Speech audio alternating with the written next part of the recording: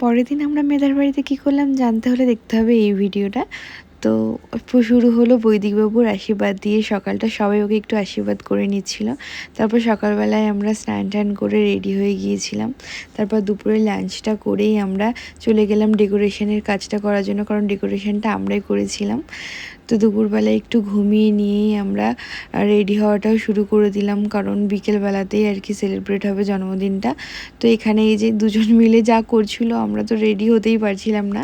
তারপরে এই যে আমরা রেডি হয়ে নিলাম, তারপরে শুরু হয়ে গিয়েছিল কেক কাটিং।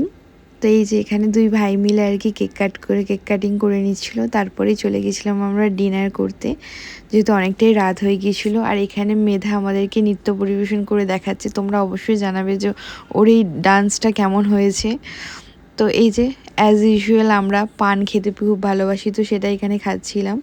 তো এই যে রাতের বেলা ঘুমানোর জন্য গিয়েছিলাম, কিন্তু ঘুমাতে আর পারিনি। হাফ রাত অবধি আমরা এইভাবেই গল্প করেছি। তারপরেই সব ভোরবেলা উঠে আবার বাড়ি ফেরার পালা। তো একটু মন খারাপ লাগছিল, যাই হোক সবাইকে তো ফিরতেই হয়। তো টাটা।